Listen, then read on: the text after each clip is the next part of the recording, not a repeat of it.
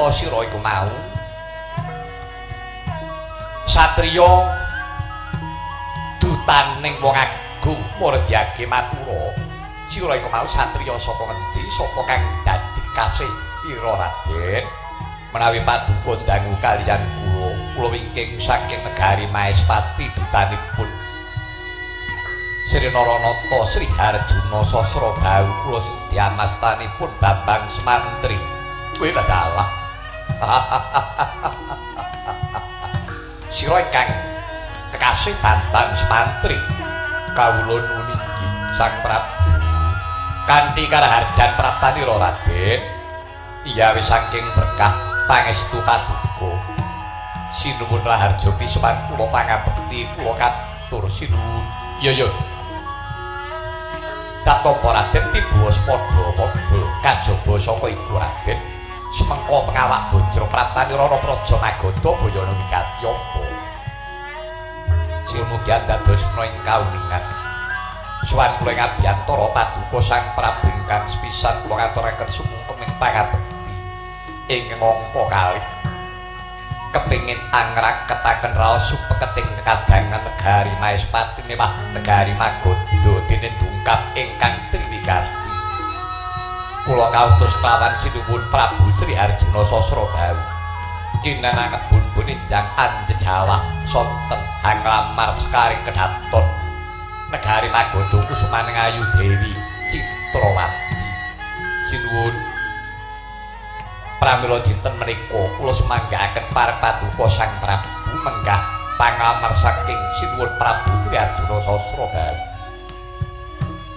ya jagat Diwatara Kakang Mbok Citrawati ana dawuh apa Yayi Prabu menika dutanipun Narendra Maespati Prabu Sri Harjuna Sasra ingkang kekasih Bambang Semantri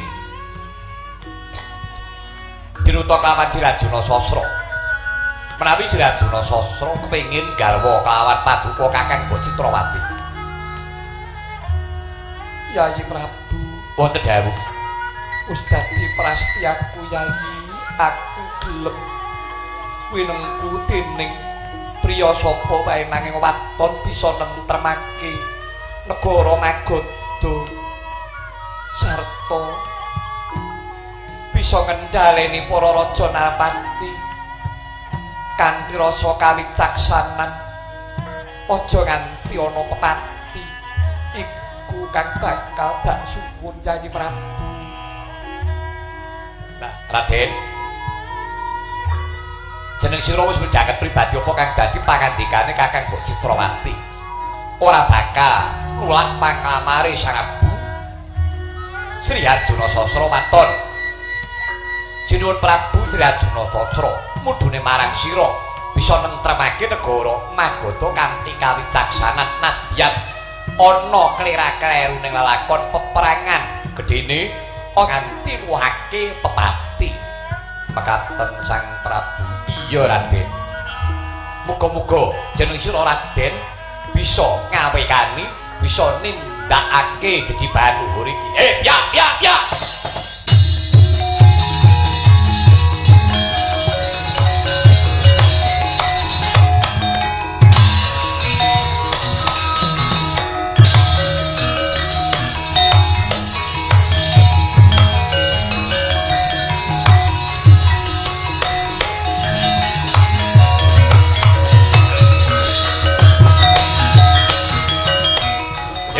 sinuwun Prabu Citrasena aja ndedawa lakon aja ndedawa wektu wis sawetara suwe Prabu Darma Wasesa adoh saka negara Widarba tumeka ana negaramu Magadha aku mau kepengin wangsulane Dewi Citrawati iki gelem apa ora tak tengku garwa yen to pancen gelem kudu dina iki ana kerampungan ewa dene pancen ora gelem apa sing dijaluk apa bebanane jaluk Mas Picis Raja Brana bakal tak turuti nanging Sang Prabu wanti-wanti dawuhku yen to nganti dina iki ora ana kerampungan gedene Citrawati nampik karo Prabu Danawasesa.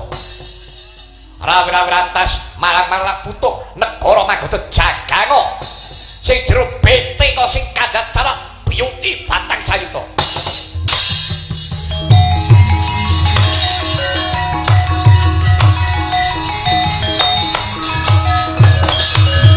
Sinuwun Diagung Pangaksama Paduka paripaksa kula munggel menapa ing dados dawuh Paduka ingkang sinuwun.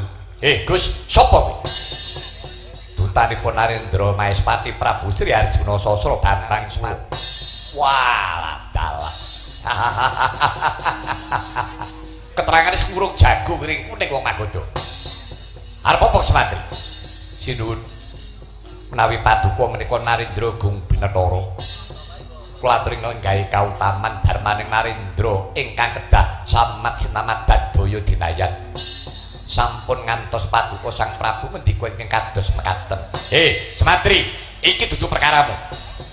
Iki dudu perkaramu yen kowe kepengin slamet mundura. Sang Prabu yen to pancen krupe daopo aku basa krama karutna yen to pancen kowe iku mung bakal gawe unar gawe kisruh. Dudu Prabu Citrasena tandingmu. Ayo, iki dutaning Sri Arjuna Sasra Semantri tandingmu. Iblis mejo.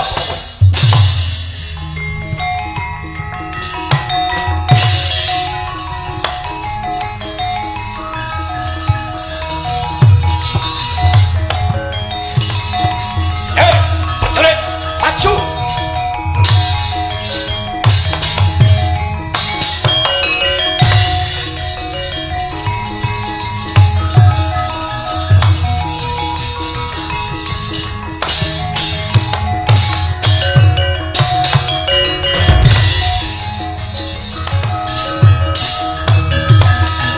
Urdu mawur mengawur-awur murahan tengarane ngajure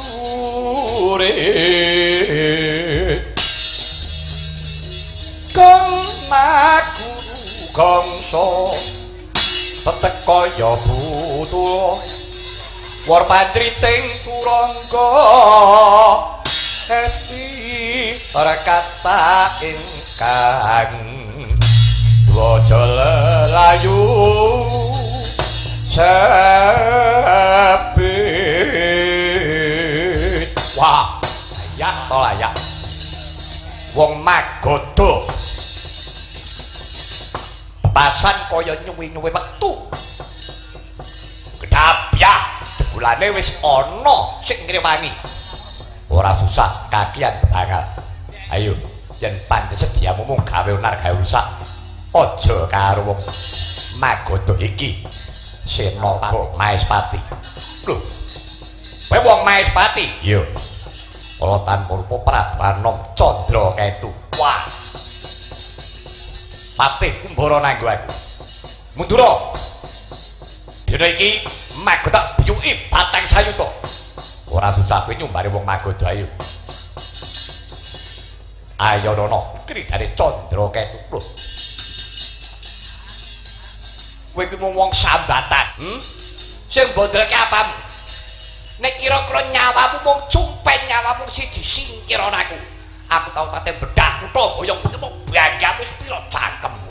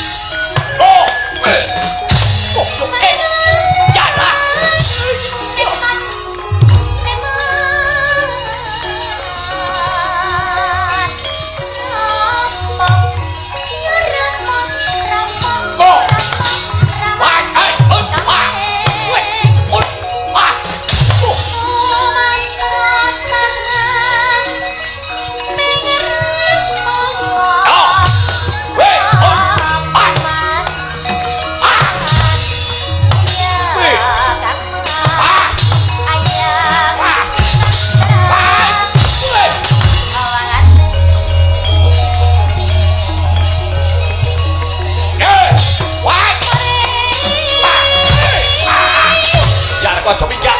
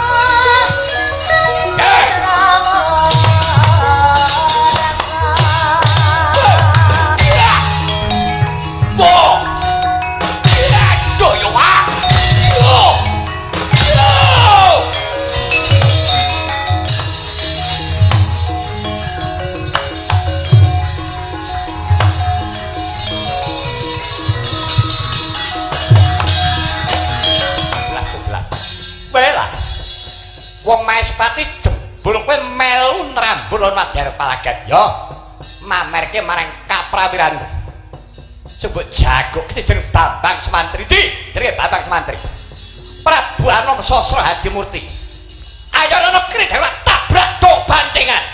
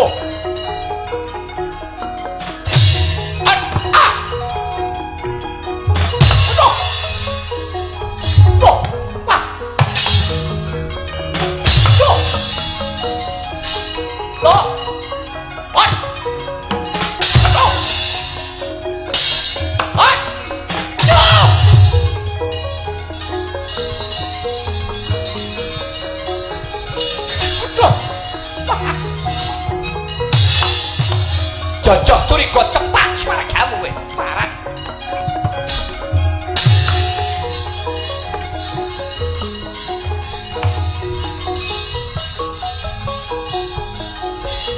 oh edan what yo what what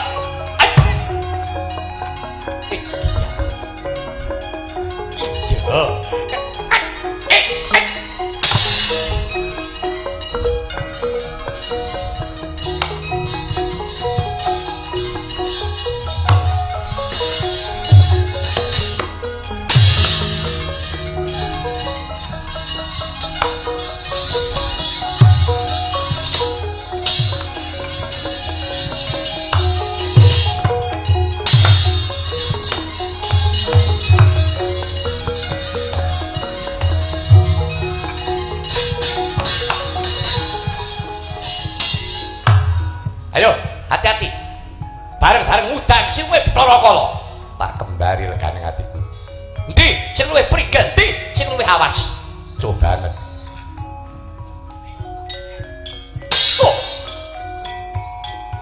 yo iya wis iya wis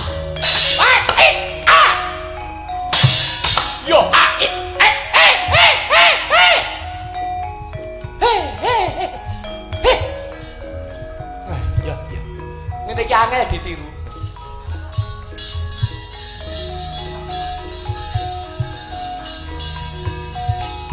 Yo. Yo. Oh, yo. What? On. Yo, mati aku loh.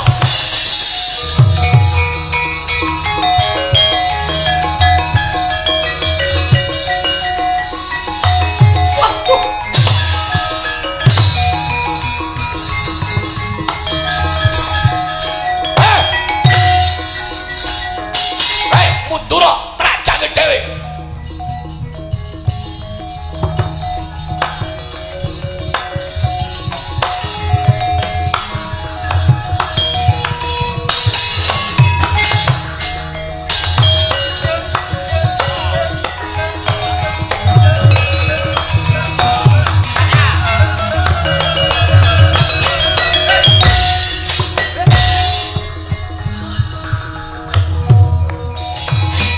Sopo iki? Prabu Surya Ketu. Surya Ketu. Ya, sapa iki? Darma Wasesa. Darma Wasesa nggo prajurit semenake mbok apa kuwi? Mbok prajurit semenake nggo gaman pating talang rang sing mati lan sing rampung gawe. Ngisi di sini pokoke gamane guluwe genderane. Mundur. Ora mundur. Cuk. Lah.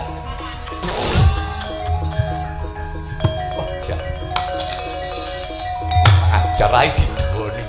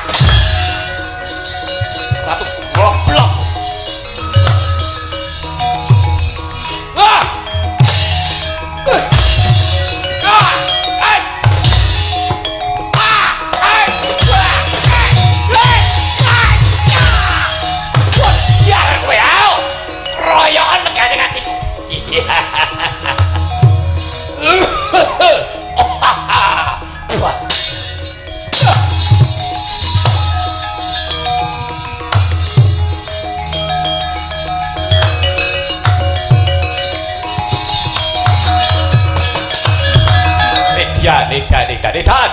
Wah. Mongko Ratu Widarba iki wis kondhang Prabu Darma Wasesa nek teman gawe sugar. Kasar. Makalah kasar karo wong kuwi. 12. Ketel ratu perang karo jengklek. Terus guyu. Nek kok ya wangun ya. Ya, para prajurit. Ora susah gatekake para raja Narpati sing baku semantri. Semantrine cekel nek kowe rasa nyekel semantri, kerocok gaman.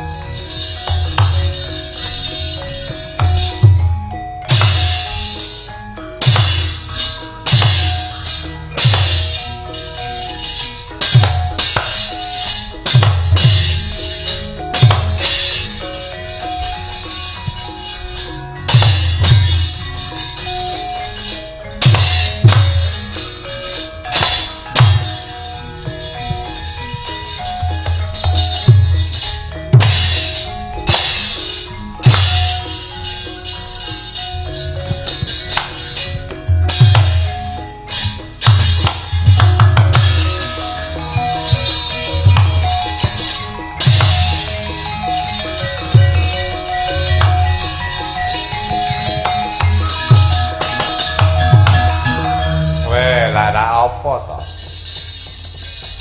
Ora penak rasane atiku kakangku ora tak rewangi kelakon ajur mumur remuk awake kakang Mandri. Yo tujune gentone kok melu aja mati ka.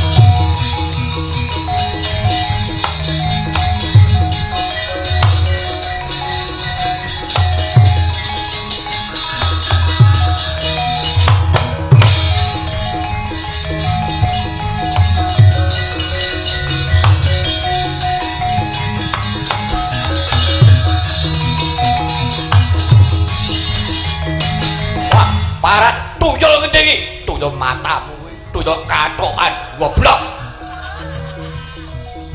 Picek. Loh.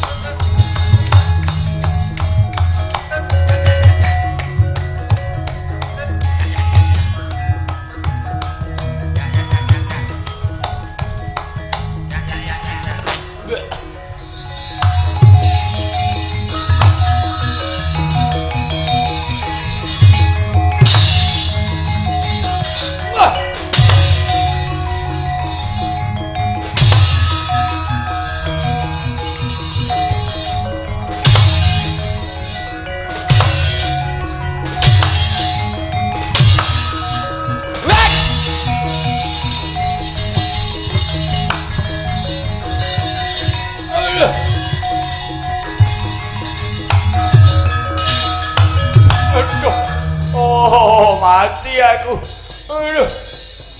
Aduh aku petani gak dodo jerone. Aduh. Kowe kuwi sapa? Ngaku apa iki sapa? Jare mau tuyul. Aduh. Ayo kowe kuwi sapa? Ayo. Ora usah kowe ngerti aku sapa. Kaya ngono kuwi ento-entoane wong nek kementhus sapa sira sapa ingsun. Nah, kejajal to kowe diajar to. Mbok menawa kowe karo wong gagah-gagah kae menang. Ning karo gentho kok ngene iki ra menang to kowe. Ayo muni yo. Apa sing menangan mung wong kaya dak aduh. Ya, sing menangan kaya raimu ngene iki. Ayo muni. Pelilak-pelilik. Culak mripatmu. Aduh. Nyun ngapunten. Nyun ngapunten Pak Bey ngono. Nyun ngapunten Pak Bey. Nah, ngono. Kucluk.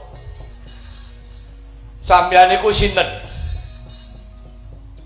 Nek takon karo aku. Aku iki adine Kakang Semantri. Jenengku Bambang Sukasrana, ngerti? Aduh, paduka menika kowe Bambang. Apa nek elek iki Bambang ra itu? Ya juraimu kowe. Nggih. Ya ngapunten Raden. Mangsane ngenyek, aku elek nganggo Bambang ra itu. Ketak gundulmu kowe. Nggih. Nyun ngapunten Raden. Lah yo nek wong digdaya mentas. Kage mentas. Mboten saged Raden. Ra iso to. Mongko kuwi agi wates dodo mongko urung tekan kene iki. Nek kan tekan kene iki iso kamu tek pedhot gulmu. Wongko kowe. Andel? Inggih. Mula dadi wong kuwi iso ngerti karo kanan, ngono. Momong rasa kudu wani ora kaya kowe kuwi waton awur-awuran. Peh balamu akeh, yo, bareng kepuk negarane liya ayah. Apa kaya ngono kuwi carane? Wong kene arep kepengin ya kowe rabi moko seneng karo bocah wadon kuwi tembunge wae alus. Nglamar kuwi tembunge diapik-apikke ngono. Ora yak-yakan kaya diapurmu kuwi.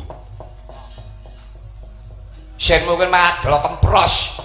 Wong magodan mbok pameri iki Ratu Digdaya. Iki Ratu Menangan. Iki Ratu Sugih. Apa jaminan? Ayo.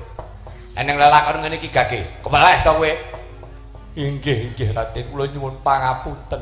Ya omongi rangguku. Inggih, kula nyuwun ngapunten Raden. Kowe tobat? Inggih, kula sampun tobat. Saiki minangka tandha panungkulmu apa? Inggih, sampun kula dinten menika kula mboten badhe ngagru-agru kalian Dewi Citrawati, kula sampun terima. Nah, ngono. Wis rasa ngepek Citrawati wis. Pokoke golek wong wedok sak-sake pokoke wedok ngono wae ya. Nggih mboten ngaten. Lho la iya ra Citrawati, ora wangun kowe. Inggih. Kula sampun terima. Wis, saiki nek pancen kowe ora perlu kalah karo aku, ning kowe manuta karo kakangku. Bambang Semandri kuwi kakangku. Kakangku urung temandang, nek kakangku gelem temandang kok lakon pedhot gurumu ora urip kowe. Kula sing temandang aku bae, mudeng. Inggih, Raden. Kowe kepengin luar? Inggih, kula kepengin luar. Yo, tak luar.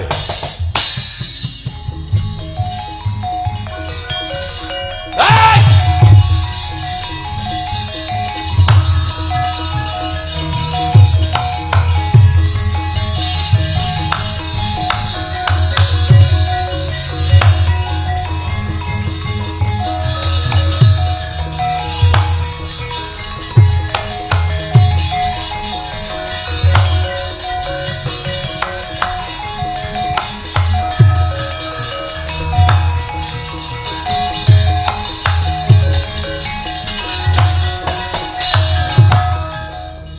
Prabu Darma Wasesa wonten dawuh Raden ditepungake wae iki adikku jenenge Bambang Sukasra sing gedhe pangapuramu ya Sang Prabu mbok menawa yen adikku lancang.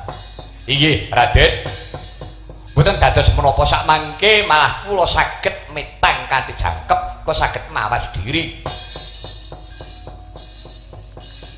Tidak lampahan kula ingkang mekaten menika kala wau yektinipun menika mboten prayogi. Wong nek angkara murka bakal kena coba menika dados samangke ngunduh wae pakarti menika leres. Nah, saiki karepmu piye? Iye, Raden, dinten menika kula sampun trimah kawon. Minangka pratandha panungkul kula menika inggih gadhahi kadang pawestri. Naminipun Yayi Darmawati. Darmawati menika gadhahi kadang putri cacahipun Dumas. Menika 800 cacahipun. Menika Sulistya sedayanipun. Menawi panjenengan ngersakaken saged. Mbok tawake aku. Inggih, nek panjenengan kersa mboten napa-napa. Aku gelem kono mesti emoh. Rupaku ora wis gila, mulane aku wis trima ora seneng wong wedok. Urip pijet. Butuhe tentrem. Ora pengin iko iki.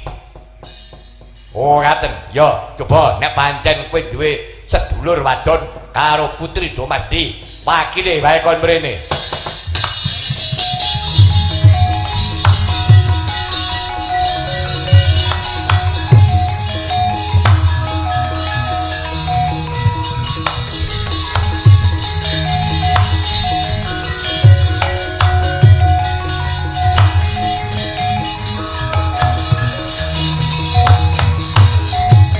Darmawati. Ana dawuh apa kok Prabu? Yayi. Saiki pun Kakang ngertundraning lelakon. Tegese Dewi Citrawati kuwi dudu pesthi jodohku. Lah kok bisa mengkono to Kakang? Nyatane aku kasuran nggonku Bandayuda. Mula aku trima kalah. Lah minangka pratandha panungkul Yayi, Yayi Darmawati darsan kadhamu para putri Dumas tanggo pratandha panungkul tinimbangane aku iki mengko disirnakake karo santri karo Bambang Sukasana Rawuh malah ora dawa umurku. Tobat mengkono kok Prabu. Iya Yayi. Ya to Kakang yen to pancen mengkono aku mung tansah ngestake dawuh. Raden, menawi tetelo mekaten kula suwanggaken. Dinten menika kadang kula pun dharma mati kunjuk dhumateng Paduka. Raden Semantri katur wonten kersanipun Prabu Citrasena.